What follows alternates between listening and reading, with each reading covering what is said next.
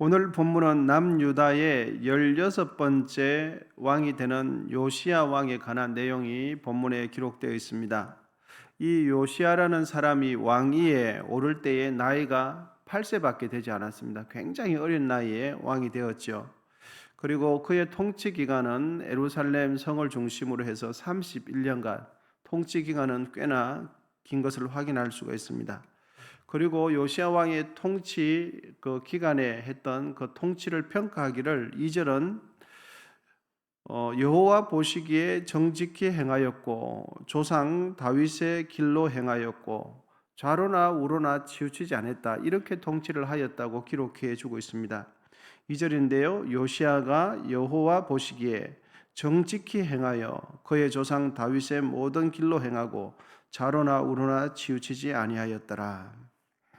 여러분, 이 요시야 왕이 다윗의 길로 행했다, 그리고 통치할 때 좌우로 치우치지 않았다라는 이 말은 모세의 언약, 그러니까 하나님의 말씀대로 통치했다라는 간접적인 표현을 이렇게 해주고 있는 것입니다.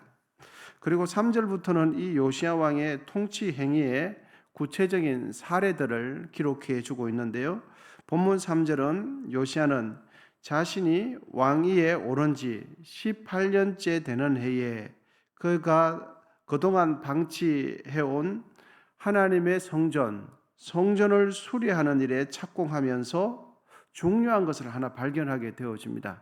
그것은 바로 율법책을 발견하게 됩니다.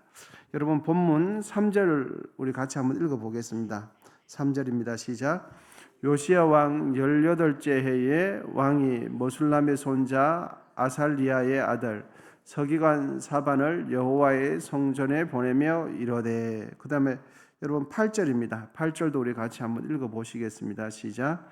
대제사장 힐기야가 서기관 사반에게 이르되, 내가 여호와의 성전에서 율법책을 발견하였노라 하고, 힐기야가 그 책을 사반에게 주니 사반이 읽으니라. 아멘. 이렇게 성전 수리에 착공하면서 율법책을 발견하게 되어지는데, 우리가 확인 한번 해볼 것은, 그러면 그동안 여호와의 성전은 몇 년 동안 방치되었는가, 이겁니다. 몇 년 동안 여러분 방치되었을 것 같습니까? 계산을 해보면 아몬 왕과 그 다음에 바로 위에 있는 므낫세 왕의 통치 기간을 계산해보면 57년이었습니다. 므낫세 왕이 55년을 통치했고 아몬 왕이 2년을 통치했거든요. 그러니까 그러면 그 두 왕은 어떻게 하나님을 섬겼는가 하면 어제 새벽, 그제 새벽에 우리가 살펴보았지 않습니까?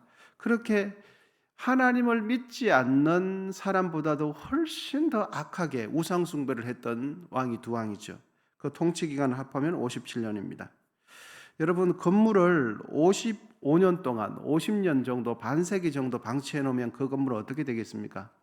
우리 현대식 건물도 마찬가지죠. 콘크리트 건물로 지어놨는데 50년 방치하면은 그 건물은 거의 못 쓰는 건물이 되죠.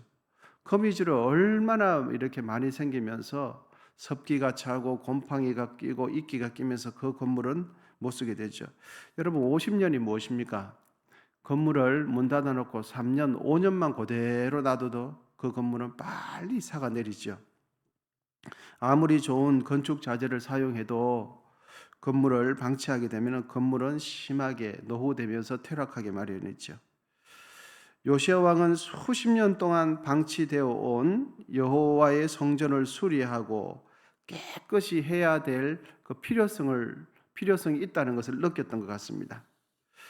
여러분, 여호와의 성전, 하나님 앞에 제사 드리는 그 성전이 방치된다는 것은 무엇을 의미합니까? 그리고 반대로 하나님께 제사 드려야 하는 그 성전이 깨끗하게 정비되고 수리되면서 청소된다는 것은 무엇을 의미합니까? 구약시대의 성전은 이스라엘 백성들이 하나님께 제사를 드리면서 하나님을 만나고 하나님과 교제하고 하나님께 은혜를 받는 장소가 정해져 있었죠. 그것은 성전이었습니다. 제사 드리는 그곳에서 죄사함을 받고 그곳에서 하나님의 임재를 느끼면서 그곳을 하나님과 만나는 장소가 성전이었어요. 그러한 장소가 50년 동안 방치되었다. 여러분, 이것은 무엇을 의미합니까?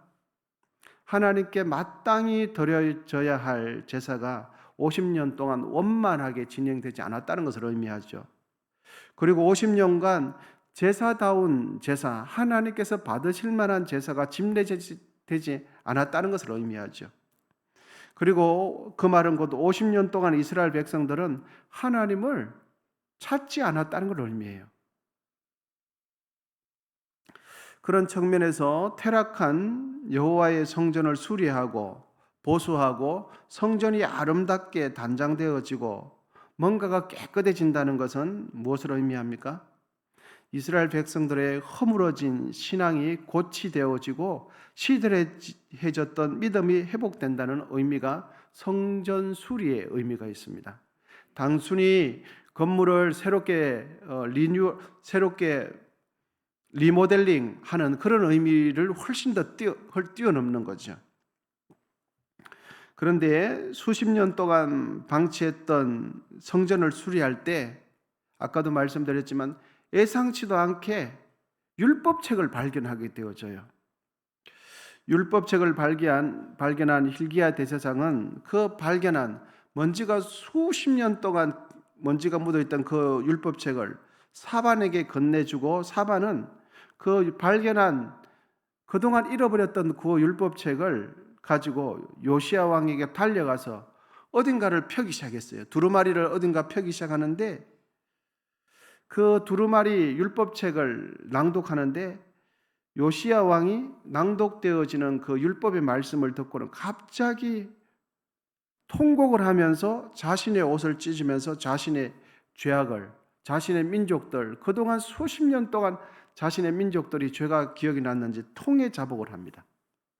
언제요? 율법책을 읽을 때. 여러분, 본문 10절과 11절인데 우리 같이 한번 읽어보시겠습니다. 본문 10절, 11절입니다. 시작. 또 서기관 사반이 왕에게 말하여 이르되 제사장 hil기야가 내게 책을 주었다 하고 사반이 왕의 앞에서 읽음에 왕이 율법책의 말을 듣자 곧 그의 옷을 찢으니라.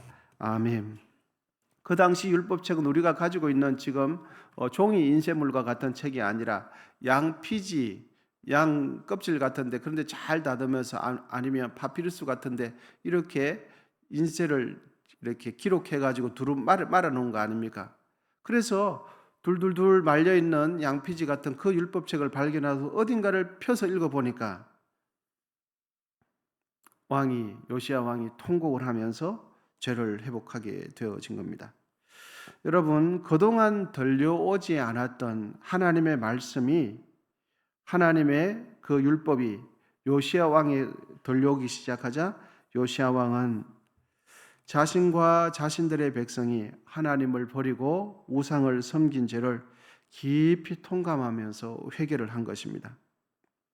하나님의 말씀을 듣고 보니까 자신이 하나님의 말씀과 너무나 자신의 민족이 동떨어져 있는 것을 알게 되어진 것입니다. 하나님의 말씀을 듣기 전에는 자신들이 하나님의 말씀과 동떨어져 있는지를 몰랐어요. 자신들이 죄를 짓는지도 몰랐어요. 자신들이 하나님을 덩진지도 몰랐어요. 여러분, 우리에게 있어서 하나님의 말씀이 들려지지 않으면 우리도 역시 과거의 이스라엘 백성들과 똑같이 하나님의 말씀이 우리의 영혼 가운데, 우리의 양심 가운데, 우리의 지식 가운데 들리지 않으면 우리는 사사시대나 오늘 본문에 있는 이스라엘 백성들처럼 각자 자신의 소견에 오른 대로 행하면서 내가 하나님의 말씀과 동떨어져 있는지도 몰라요.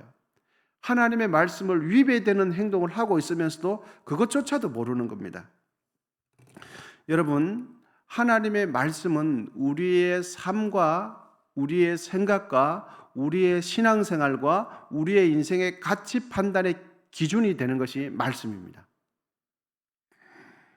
하나님의 말씀을 읽지 않고 듣지 않으면 하나님을 덩치고 있으면서도 하나님을 대적하면서도 하나님을 대적하는지를 몰라요. 하나님의 말씀이 사라지면 나의 잘못을 깨닫지 못하고 나의 잘못은 보지 못하고 자꾸 다른 이들의 잘못만 눈에 자꾸 들어오는 거예요. 그것이 곧 내 속에 하나님의 말씀이 점점 사라져 간다 하는 것을 느끼시면 됩니다. 여러분, 요시야 왕은 무엇을 들었을 때 자신의 옷을 찢으며 회개했습니까? 그렇습니다. 그동안 듣지 않았던 하나님의 말씀이 자신의 귀에 들려올 때 자신의 잘못을 보면서 회개했습니다.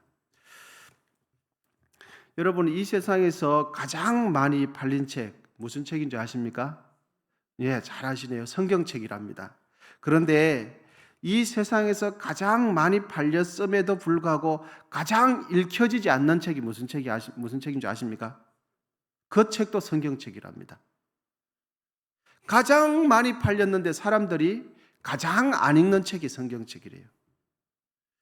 우리에게 기록된 하나님의 말씀, 성경이 우리 집, 우리 가정마다 대략 몇 권씩 있습니다. 다 사람들마다 다르지만 교회에 이제 집사님, 권사님, 교회 오래 다니신 분 가정 안에는 대부분 성경책이 2권, 3권씩 있어요.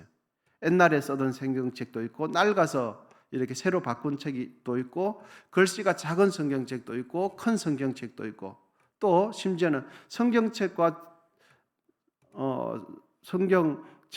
찬송가가 붙어 있는 성경도 있고 떨어져 있는 성경도 있고 또 음악을 하시는 분들은 반주자용으로 큰 성경책도 있고 작은 성경책도 있어요. 교회에 좀 한 5년, 10년 집사님, 권사님, 안수 집사님 이런 분들의 가정 보면 성경책이 책장에 한 줄 정도는 다 있어요. 그런데 여러분, 정말 각 가정마다 성경책이 몇 권씩 있는데 그 책 중에서 가장 읽지 않는 책이 바로 성경책입니다. 여러분, 성경책은 우리가 소장할 때, 우리가 구매할 때 능력이 나타나는 것이 아니라 성경책을 2손을 잡고 펴서 읽을 때 능력이 나타납니다. 믿으십니까? 성경책은 읽어야 그 말씀이 하나님 말씀이에요. 아무리 책에 깨끗한 소 가죽으로 만들어지고 양 가죽으로 만들어지고 예쁘게 먼지 하나 묻지 않도록 책꽂이에 진열을 해놔도 아무 소용이 없어요. 그거는 전시용에 지나지 않습니다. 여러분, 우리가 진실로 바르게 하나님을 섬기고 진실로 하나님 기뻐하는 신앙생활을 하기를 원한다면 우리에게 허락된 기록된 말씀 성경을 읽게 되시기를 축복합니다. 성경을 읽지 않고 하나님의 뜻대로 산다. 성경을 읽지 않고 하나님 말씀대로 믿음 생활 잘하겠다. 그거는 있을 수가 없어요. 왜? 우리는 신앙생활을 내 기준으로 내 느낌이 아니라 기준이 무엇입니까? 성경이거든요. 그런데 기준되는 하나님의 말씀이 무엇을 기준으로 가르치는지 이것조차 읽지 않으면은 우리의 신앙생활은 내 느낌 그리고 내 습관대로 하는 것에 지나지 않죠. 여러분, 우리는 매일매일 성경의 하루에 한 장이라도 읽게 되시기를 축복합니다. 하루에 한 장이 안 되시면 하루에 한 구절이라도 하나님의 말씀을 나의 가슴 속에 두게 되시기를 축복합니다. 그래서 한 구절이라도 계속 그 말씀이 무엇일까 생각하면서 내 가슴 속에 생각하고 묵상하고 그 말씀이 내 가슴 속에 내 머릿속에 담겨야 그것이 나의 말씀이 되어져요. 여러분, 마귀는 우리가 새 성경책을 구매하는 것을 두려워하지 않습니다. 성경책을 두려워하는 것을 성경책 구매하는 것을 두려워하지 않고 책꽂이에 성경책이 몇 권 많이 꼽혀 있는 것을 마귀는 두려워하지 않고 마귀가 정말 싫어하고 두려워하는 것은 우리가 성경책을 읽는 거예요. 성경은 진리이기 때문에 우리가 진리의 말씀을 알면은 마귀는 우리를 속일 수 없어요. 그런데 진리 되시는 성경 말씀을 우리가 정확하게 모르면 마귀는 우리를 얼마든지 속일 수 있어요. 느낌도 속이고요, 감정도 속이고요, 우리의 지식도 속이고요, 우리의 자라온 추억과 기억을 그 속에 상처를 집어넣어서 그것을 통해서 또 속여요. 우리가 마귀에게 속지 않는 유일한 길은 진리 되시는 하나님의 말씀을 정확히 알고 기억하고 또 읽고 또 읽을 때예요. 여러분, 하나님께서 에덴 동산을 지으셨지 않습니까? 그때 그 에덴 동산 중앙 한쪽에 나무 하나를 심어 놓으셨는데 두셨는데 그것이 선악과, 정확한 어떤 나무 실과인지는 모르지만 이름하여 선악과라 부르는데, 하나님께서 아담과 하와에게 이 선악과 열매를 따먹으면 어떻게 된다고 말씀했습니까? 정령 죽으리라 이렇게 말씀했죠. 그런데 그 뱀이 되는 사단이 다가와서 하나님께서는 정령 죽으리라고 했는데 아담과 하와에게 어떻게 속였습니까? 속삭였습니까? 죽을까 하노라 이렇게 속였어요. 여러분 똑같습니다. 우리가 하나님의 말씀을 정확하게 알지 못하면, 읽지 않으면, 하나님의 말씀을 대하지 않으면 이해할 수 없지 않습니까? 그러면은 우리는 나도 모르게 내 상황과 느낌에 따라서 자꾸만 가변적으로 자꾸만 바뀌어지게 돼요. 그리고 그 바뀌는 과정 가운데 우리는 나도 모르는 사이에 마귀에게 속게 돼 있어요. 감정도 속습니다.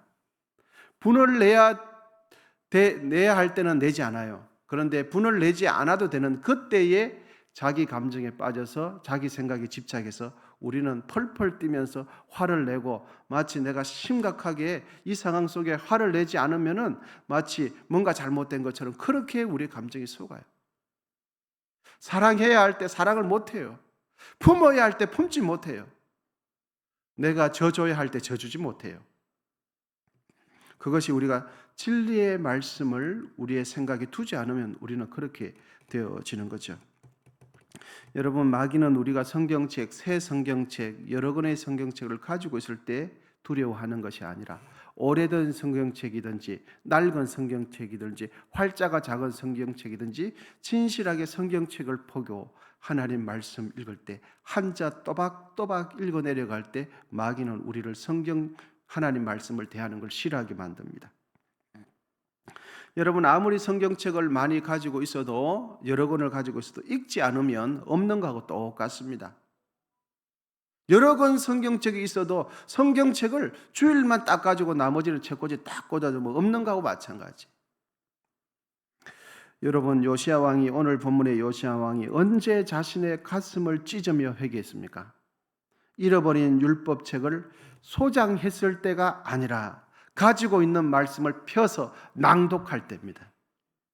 그러므로 우리 모두 다시금 하나님 말씀 읽기를 시작하십시다. 한 자씩 한 자씩 한 장이라도, 하루에 단 5분이라도, 시편은 짧으니까 짧은 시편 한 구절이라도 마음을 다해서 읽기 시작하면 우리의 영혼이 말씀 안에서 영양분을 받아서 회복되어지기 시작합니다. 여러분, 우리의 영혼은 하나님의 말씀을 읽고 묵상할 때 우리의 영혼은 살아나요.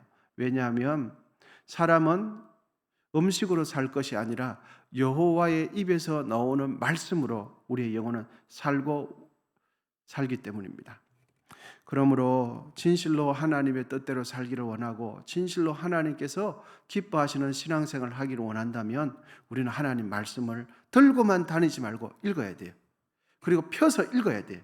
그리고 책상머리에도 밥상머리에도 때로는 화장실에도 어쨌든가 성경을 가까이 해야 됩니다.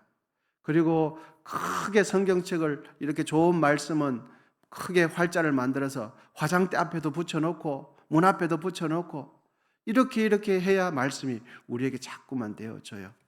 사랑하는 여러분, 본문에 있는 이 요시야 왕은 퇴락한 성전, 수십 년 동안 청소하지 않았던, 제사 드리지 않았던 그 성전에 다시금 청소하기 시작해요. 그것처럼 여러분, 우리의 마음에도 하나님 말씀 들어가지 않은 그 부분에 우리의 마음을 청소하게 되시기를 축복합니다.